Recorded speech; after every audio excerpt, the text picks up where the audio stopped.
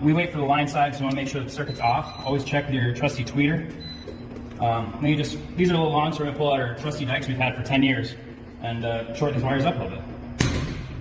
Damn it, Kyle!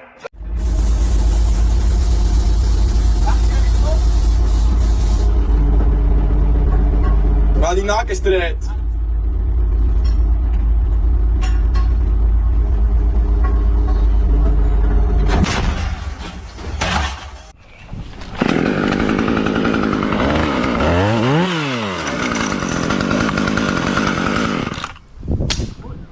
What the fuck?